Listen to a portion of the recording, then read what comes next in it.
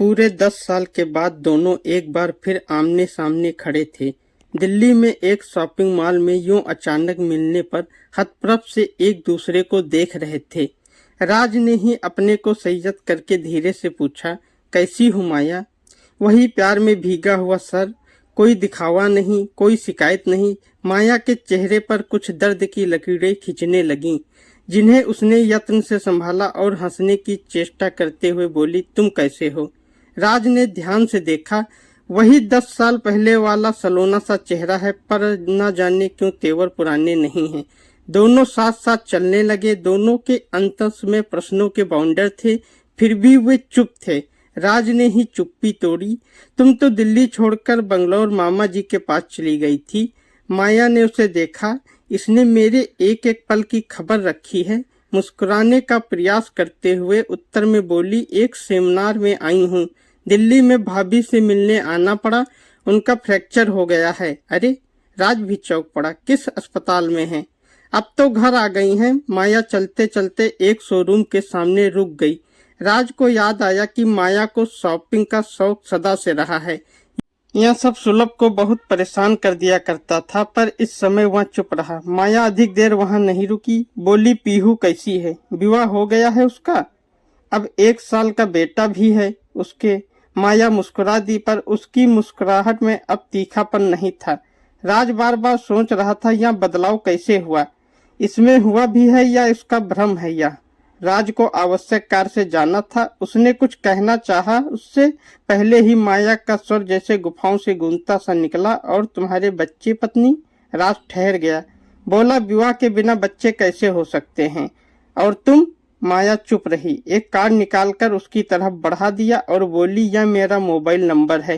राज ने कार्ड पकड़ लिया और औपचारिकता के नाते अपना कार्ड भी उसकी तरफ बढ़ा दिया और चलते हुए बोला, एक जरूरी मीटिंग है, और आगे बढ़ गया।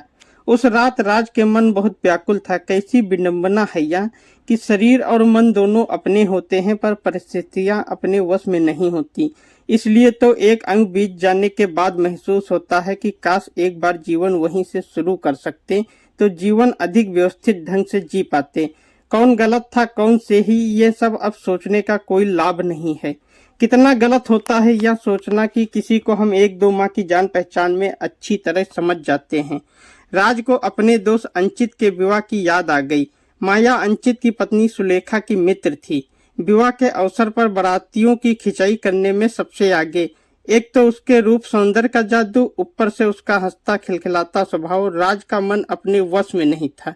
जैसे जैसे उसका मन वश के बाहर होता जा रहा था, वैसे वैसे जान पहचान उस मंजिल की ओर बढ़ चली जिसे प्यार कहते हैं। प्यार का सम्मोहन कितना विचित्र होता है। सब कुछ भूलकर व्यक्ति अपना सर्वश्रेष्ठ एक दूसरे के सम्मुख प्रस्तुत करता है। एक दूसरे को शीघ्र पा लेने की उत्कंठा और कुछ सोचने भी नहीं देती। यही इन दोनों के साथ भी हुआ।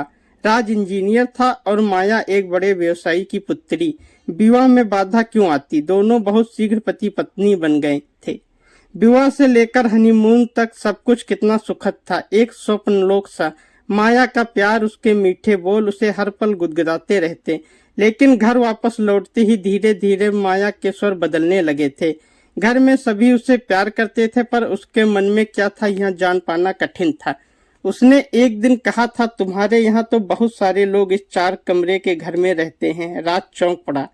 यह सर उसकी प्रेसी का नहीं हो सकता। फिर भी मन को संयत रखकर बोला, बहुत सारे कैसे माया? मेरे माता पिता, 2 भाई, 1 बहन और 1 विधवा बुआ, ये सब हमारे अपने हैं। यहाँ नहीं तो और कहाँ रहेंगे? तुम इंजीनियर हो, इमारतें बनवाते हो, अपने लिए एक घर नहीं बनवा सकते? माया ने कहा तो वह स्तब्ध रह गया। यह कैसी बातें कर रही हो माया? पापा ने पढ़ा लिखा कर मुझे इस योग्य बनाया कि मैं उनके सुख दुख में काम आऊं, और तुम काम आने की जगह अलग घर बसा लेने को कह रही हो।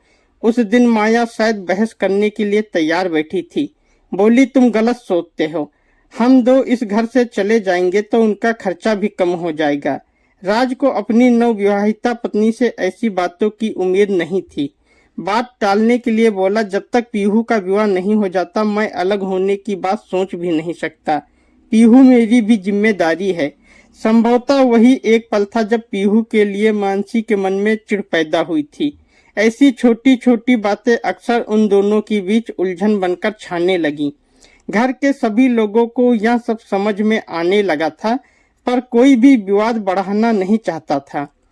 माँ को उम्मीद थी कि कुछ ही दिनों में माया नई स्थिति से समझौता करना सीख जाएगी। इसलिए कभी कभी माँ उसे समझाने के प्रयास में कहती, बेटा, अपने घर से अलग अक्सर वे सारी सुविधाएं नहीं मिल पाती हैं जिनकी बचपन से आदत होती है।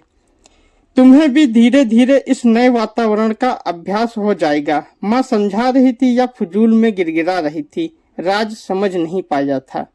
फिर भी कह बैठा, मम्मी, इसे समझाने की कोई जरूरत नहीं है, और क्रोध से पैर पटकते चला गया था। मन में बहुत बड़ा झंझावट उठा था। न खाने पीने में मन लग रहा था, न मित्रों से गपशप में। पार्क में जाकर बैठा तो भी मन उदास रहा। वहां जाने कितने प्यारे बच्चे खेल रहे थे। उनकी किलकारियां और शरारतें उसे भा तो रही थी, पर कुछ इस तरह जैसे कोई बहुत ही सुगंधित सी बयार उसे छूकर बेअसर सी गुजर जाए। उसे बार बार याद आ रही थी वह रात जब प्यार के सम्मोहन में डूब उसने माया से कहा था, माया, मुझे पापा कब बनाओगी। माया ने भी प्यार के मधुर रस में डूबकर कहा था, अभी मुझे माँ नहीं बनना है। क्यों, अभी मेरी उम्र ही क्या है। माया इतरा कर बोली, हाँ या तो है, जितनी जल्दी माँ बनोगी उतनी जल्दी जिम्मेदारियां बढ़ जाएंगी।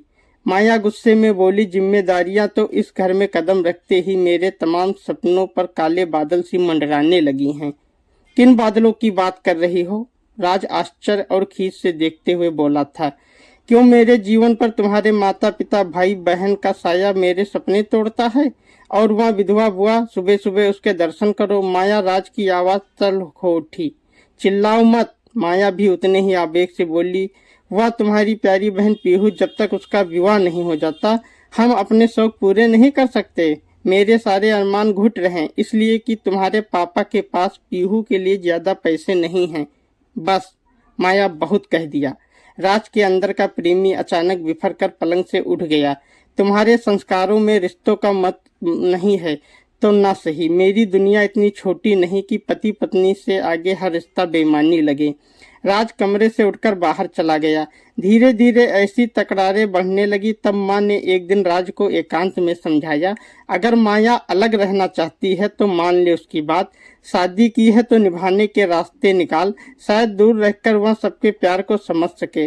राज माँ की बातों पर विचार ही करता रह गया और माया अचानक अपने पापा के यहाँ चली गई।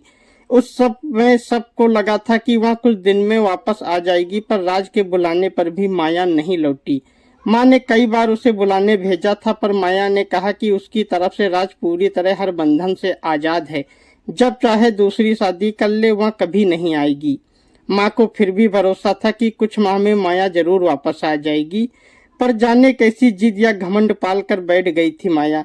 1 साल के अंदर तलाक का नोटिस आ गया था। आशाओं की अंतिम डोर भी टूट गई थी। माया दिल्ली छोड़कर अपने मामा के यहाँ बंगलौर चली गई थी। उसके मामा जी बहुत बड़े व्यापारी थे, विदेशों में भी उनका काम फैला हुआ था। माया का सपना भी बहुत पैसा था। शायद वहाँ माया ने उनकी सहायता करके अपना सपना साकार करना चाहा था। राज ने अपनी सोच को परे धकेल कर करवटें ली, फिर उठकर बैठ गया। पानी पीकर मेज पर पड़ा माया का कार्ड देखने लगा। रात के 11 बज चुके थे। फोन के पास बैठकर भी उसे साहस नहीं हुआ कि माया को फोन करे। वह चुपचाप पलंग पर लेट गया। अभी अधिक समय नहीं बीता था कि उसका मोबाइल बजने लगा। उसने बत्ती जलाकर देखा और मुस्कुरा उठा, हेलो माया, जाग रहे हो। उधर से माया का विहुल स्वर गूंजा। हाँ, सोच रहा था कि तुम्हें फोन करूं या नहीं। राज ने अपनी मन की बात कह दी। तो किया क्यों नहीं, माया ने प्रश्न किया। शायद इसलिए कि अभी तक तुमने मुझे क्षमा नहीं किया है।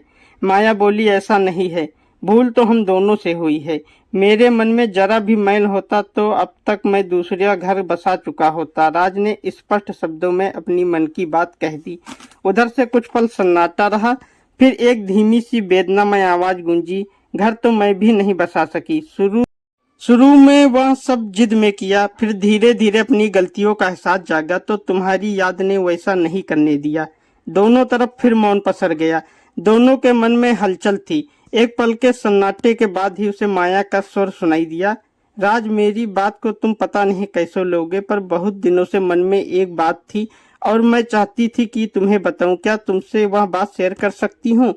माया, भले ही अब हम साथ नहीं हैं, पर कभी हमने हर कदम पर एक दूसरे को साथ देने का वचन दिया था। बोलो क्या बात है? जानती हूँ राज, मेरा ही दोष है जो 2 कदम भी तुम्हारे साथ नहीं चल सकी। और इसी के साथ मोबाइल पर फिर सन्नाटा पसर गया। फिर एक आवाज निकली, राज, तुम चाहते थे कि मैं तुम्हें एक बच्चे का पिता बनाऊं। तुमने मेरे विवाह के बारे में पूछा था, तो मैंने दूसरी शादी नहीं की, लेकिन मैं एक बच्ची की माँ हूँ। क्या तुम उसके पिता बनना पसंद करोगे?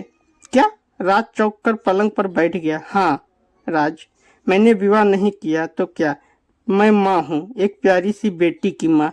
2 साल पहले उसे गोद लिया था। राज चकित होकर सुन रहा था। क्या यह सचमुच माया का स्वर था, जिसे बच्चे पसंद नहीं थे, जिसे घर में भीड़ पसंद नहीं थी? या वही माया है? माया, हमारी बेटी का नाम क्या है? राज बोला तो माया का स्वर खुशी से लहराता हुआ आया, सुरीली। माया को उसका वह सपना भी याद था। हनीमून पर उसने कहा था, माया, जब कभी हमें बेटी होगी उसका नाम हम सुरीली रखेंगे। वह भाव विभोर होकर उठा और बोला, थैंक्स माया, मैं अभी तुम्हारे पास पहुंच रहा हूँ। इतनी रात में? माया का स्वर उसने अनसुना करते हुए कहा, अब और कुछ नहीं। पहले ही जीवन के बहुत सारे पल हमने गवा दिए, अब और नहीं। दोस्तों, अगर कहानी अच्छी लगी है तो वीडियो को लाइक करें, शेयर करें और हमारे चैनल को सब्सक्राइब करें। धन्यवाद।